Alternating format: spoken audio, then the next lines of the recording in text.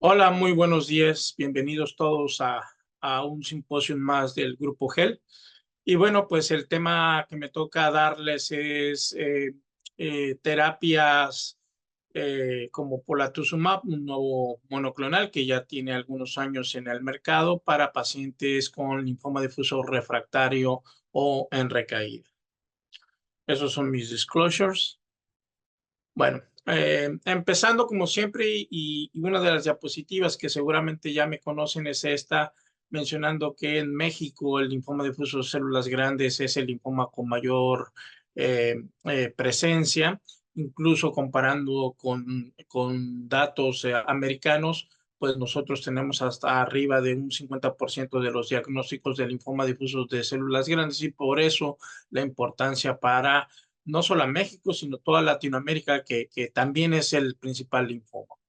Esta diapositiva simplemente es para mencionarles todas las terapias que tenemos disponibles en la actualidad para linfomas difusos células grandes, tanto de primera línea como recaídos. Y bueno, las podemos dividir rápidamente en 4 grupos: terapias citotóxicas, inmunoterapia, terapias con pequeñas moléculas y también blancos epigenéticos. Quiero mostrarles esta diapositiva donde nosotros comparamos en una corte de Latinoamérica el uso de R-CHOP versus CHOP para que no quede duda y que nos parecemos prácticamente a la literatura universal donde R-CHOP es mejor que CHOP y que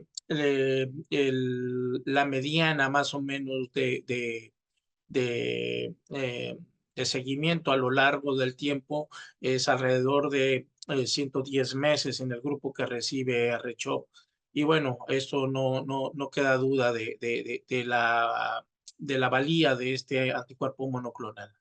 Pero bueno, no todos los pacientes responden igual, no todos los pacientes llegan a tener buenos resultados con R-CHOP y pueden presentar una refractariedad primaria, que es al inicio, o una recaída, y posteriormente la recaída no responderá a las terapias que se dan para tratamiento. Así también puede ser que desde un inicio los pacientes tengan una respuesta parcial, que para mí ese grupo de células que quedan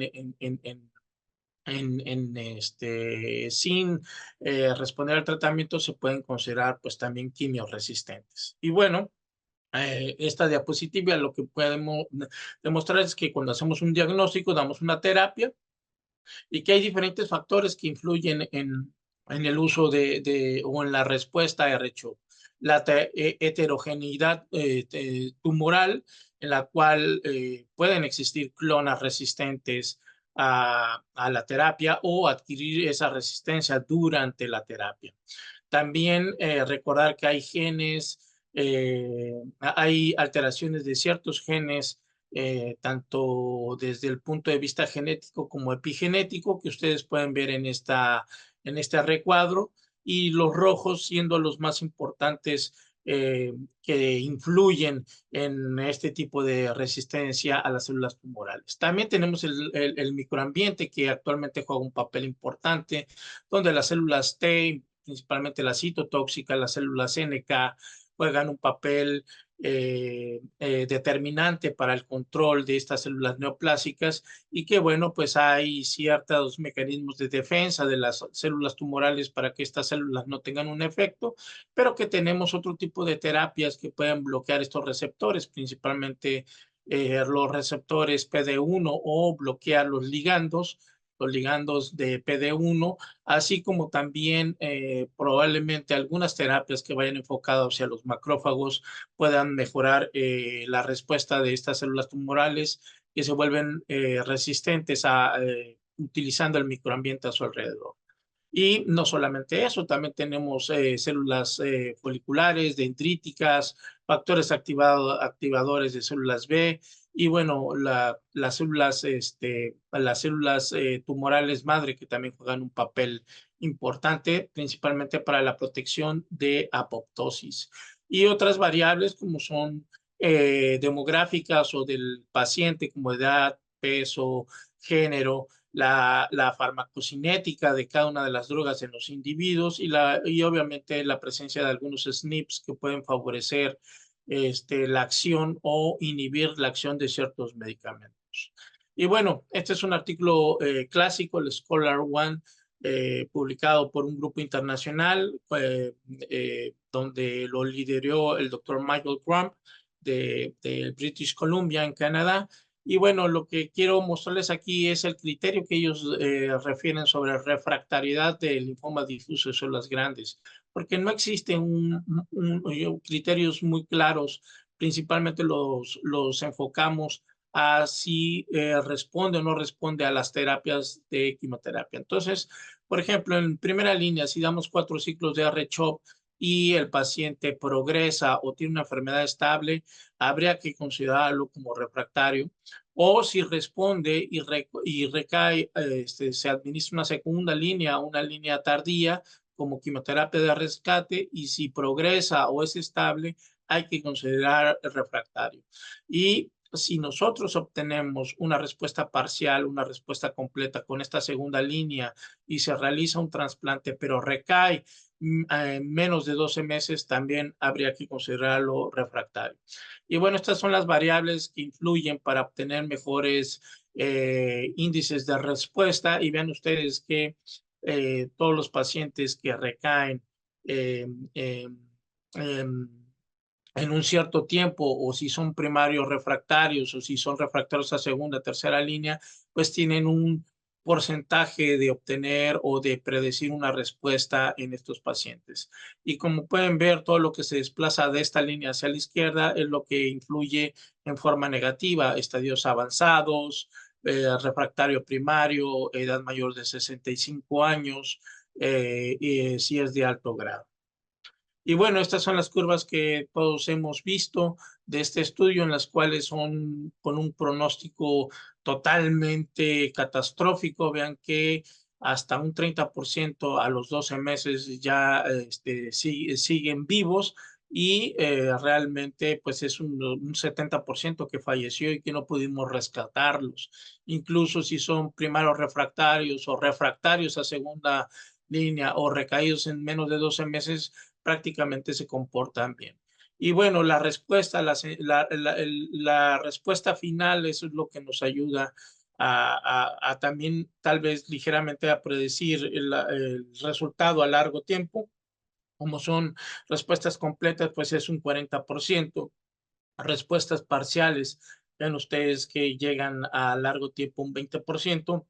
O los no respondedores, que casi solamente quedan vivos el 10%. Y aquellos que se lograron hacer un trasplante, vean que también pues el porcentaje de sobrevida no va a ser la ideal en los pacientes.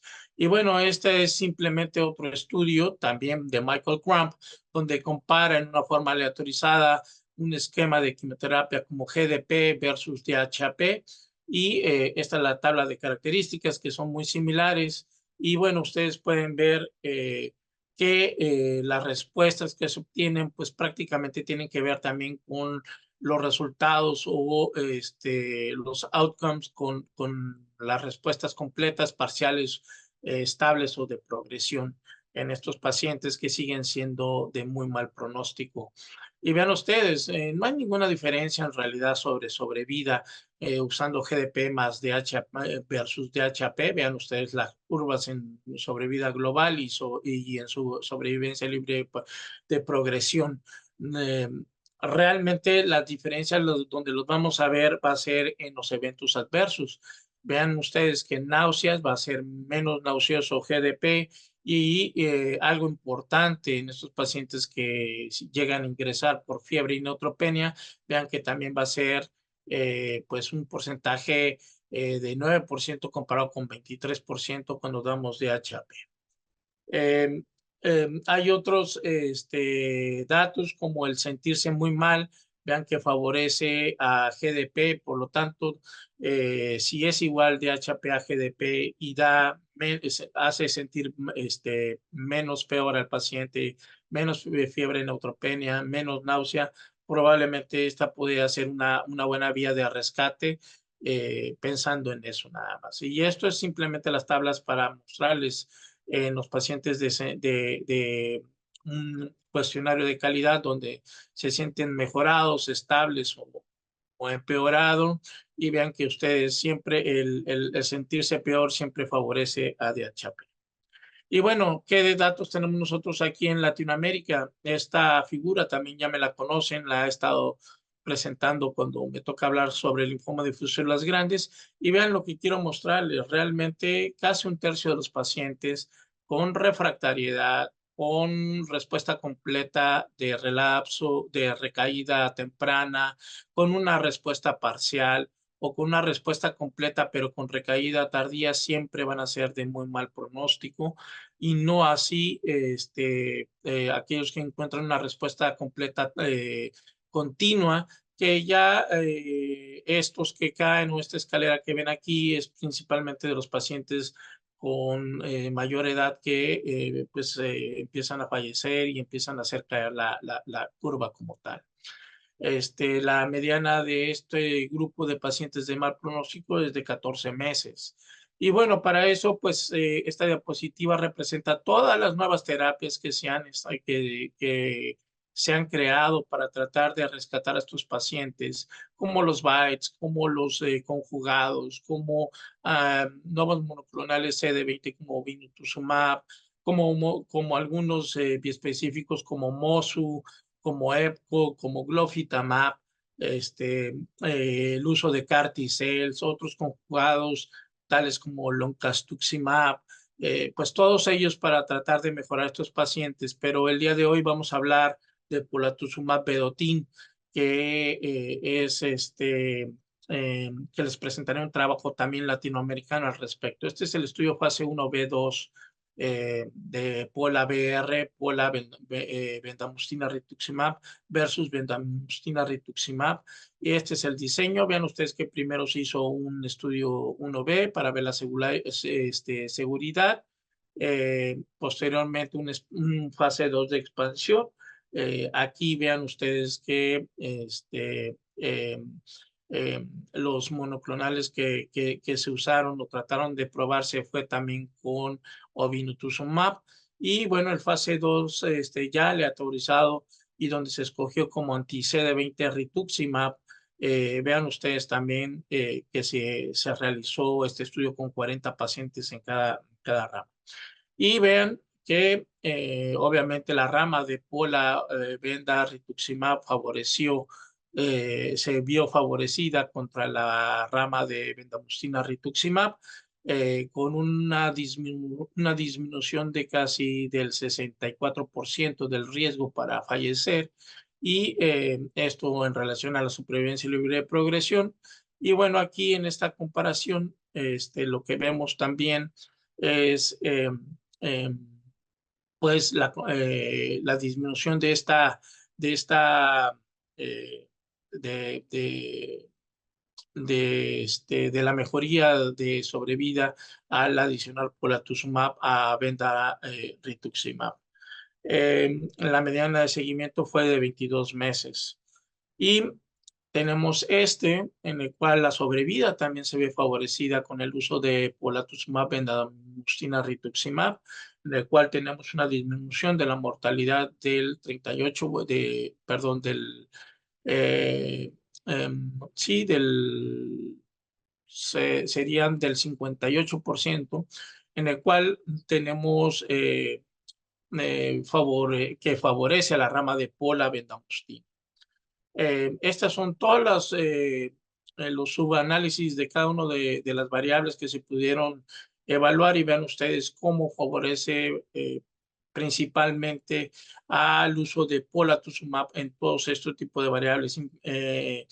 Quiero que nos enfoquemos principalmente en los tipos ABC o centrogerminales, en los cuales pues se vieron favorecidos, y que esto da un pie a pensar de que en estos subgrupos que son de muy mal pronóstico pudieran ayudarnos en ese sentido a mejorar los resultados. Eh, hay un dato del Real World tailandés, en el cual ellos comparan un grupo de Pola y un grupo machado de 180 pacientes sin pola. Vean ustedes que no hay ninguna diferencia que llame la atención. Y lo que quiero mostrarles aquí es las respuestas que tuvieron alrededor del 17 comparada con el 3%.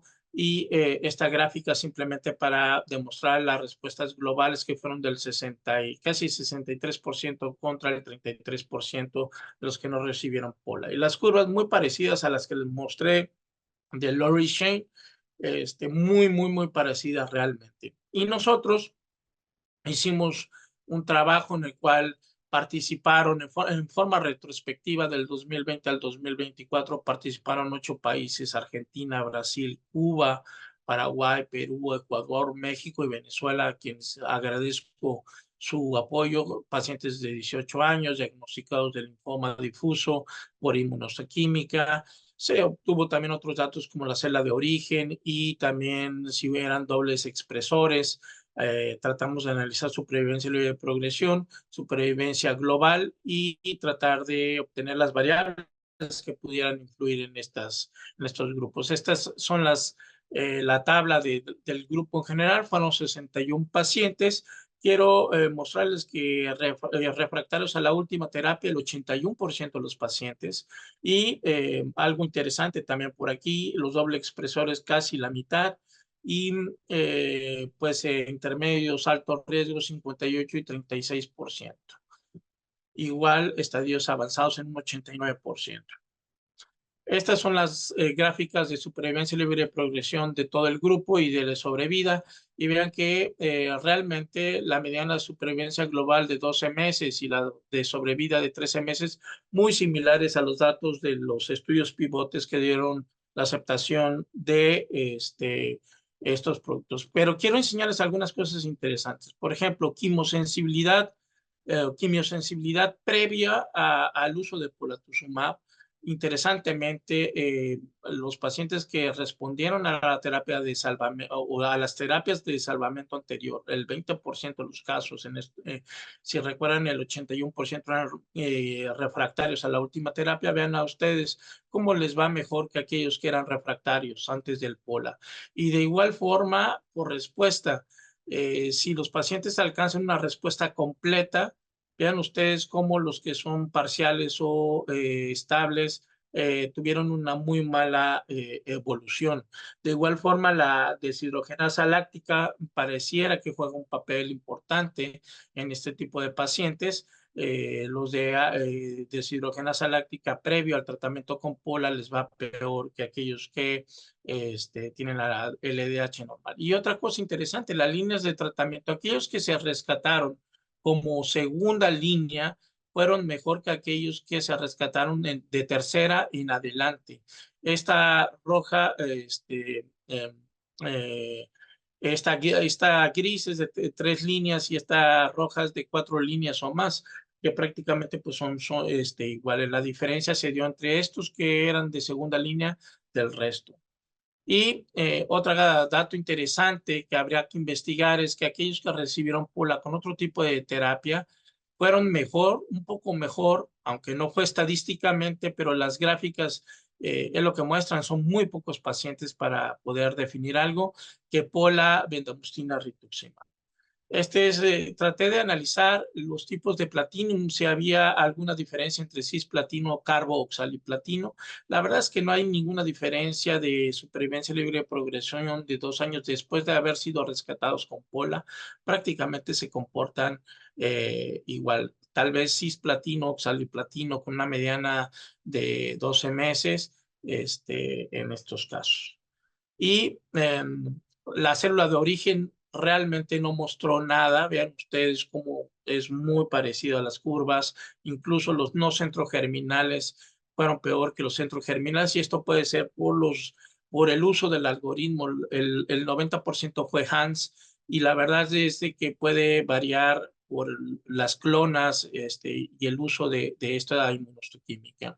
De igual forma, los de doble expresor o no doble expresor fueron igual, sin ninguna diferencia. Y en la regresión multivariada de la supervivencia libre de progresión, Vean ustedes que el único factor realmente que influyó fue la respuesta al final del tratamiento con polatuzumab. Pero si excluimos esta variable de respuesta, que es después de dar tratamiento, y tratamos de averiguar si hay alguna variable previo al uso de pola, el número de líneas de tratamiento y la quimiosensibilidad no fueron significativas, pero sí tuvieron un trend en este sentido. Igual, cuando valoramos la sobrevida global, las variables que es importante la respuesta al tratamiento, y con un trend en la quimiosensibilidad y en la línea de tratamiento. Como conclusiones, pues sigue siendo los refractarios y recaídos van a tener un pronóstico eh, de muy mal ver. El salvamento con polatuzumab e inmunoquimioterapia puede ser una opción en un subgrupo de pacientes, principalmente estos que son quimiosensibles antes del pola, una deshidrogenasa láctica normal. Si lo rescatamos en segunda línea, y probablemente el usar alguna otra combinación que no fuera bendamustine rituximab. Nuestros resultados son muy similares a los otros estudios, pivote y de dato de mundo real. Y bueno, las variables pronósticas para supervivencia, libre de progresión y sobrevida global, pues fue el tipo de respuesta, es decir, una respuesta completa al rescatarlos. Con esto es mi última diapositiva y quedo con ustedes para preguntas. Excelente ponencia. Tenemos acá algunas preguntas ya del grupo. El doctor Vigilio dice, buenos días, doctor. ¿Consideraría los CELMoDs que in vitro aumenta el TC8 y el NK?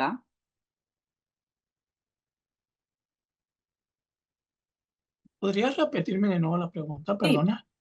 Si usted consideraría los CELMoDs que in vitro aumentan el TC8 y NK.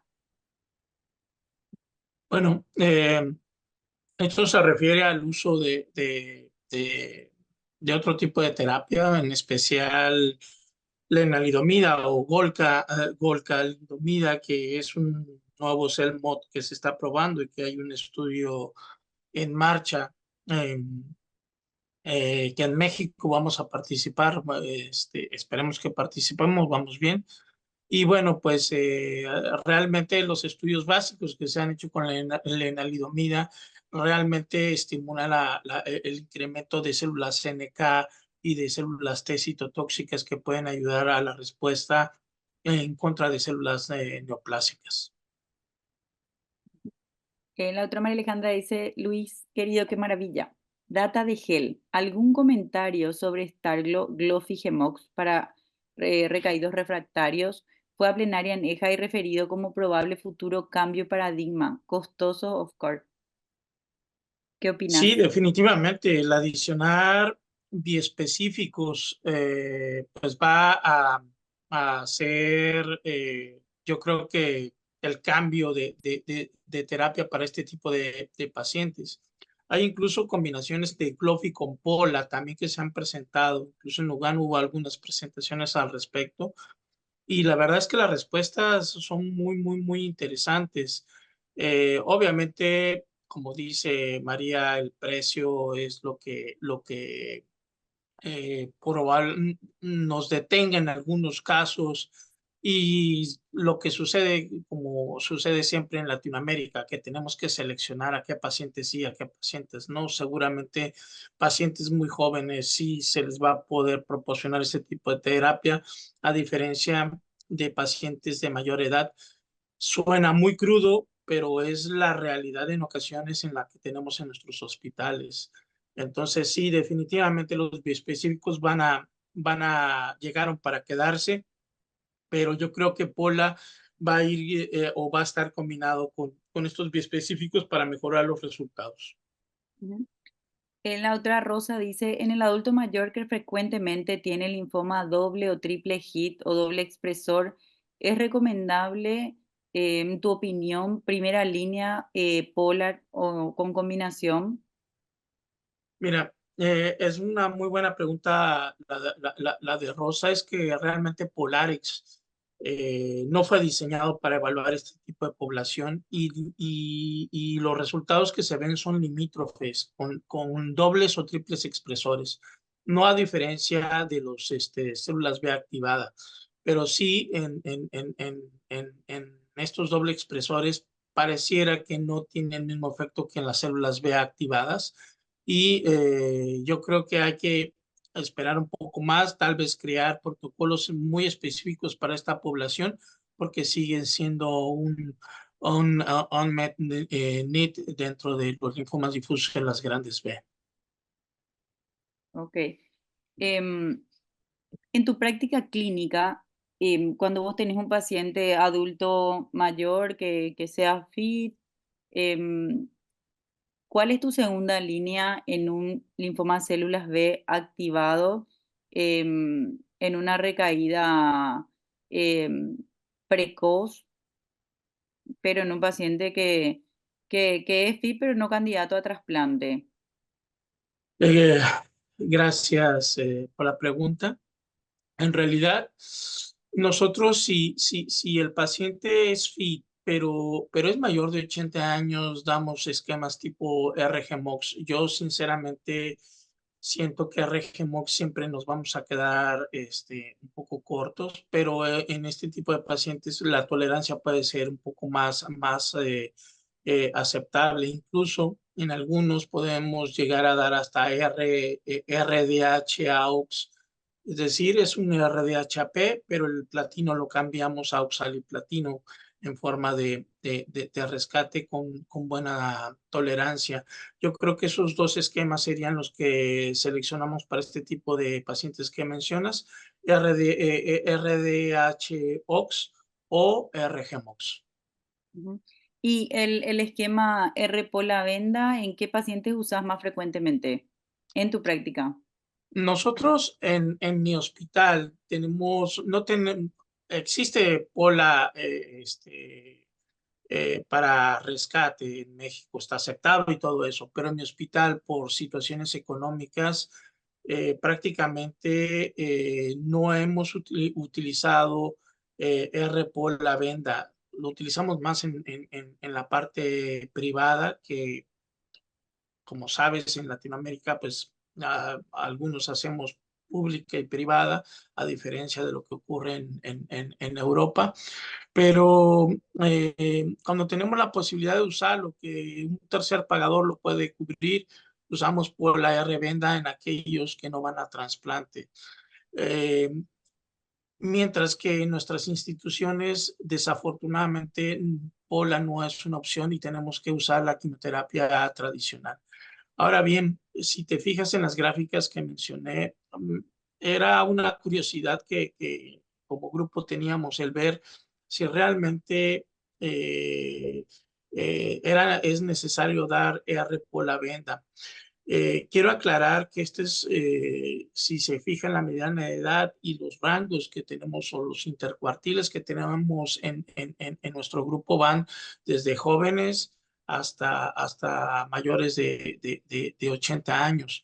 Y bueno, definitivamente el esquema que más se utilizó porque no iban a trasplante era R por la venda, pero los que utilizaron algún otro tipo de tratamiento, otro tipo de quimioterapia como las que le mencioné debajo de las tablas, los resultados parecieran ser un poquito mejor. Obviamente suena lógico, si tú das una quimioterapia un poco más intensiva junto con una buena terapia como es polatuzumab en rescate, pues tiendes a mejorar esos resultados. Y bueno, las preguntas que siempre le hacen a Lori Shane cuando presenta Pola es por qué seleccionaron Pola bendamustina.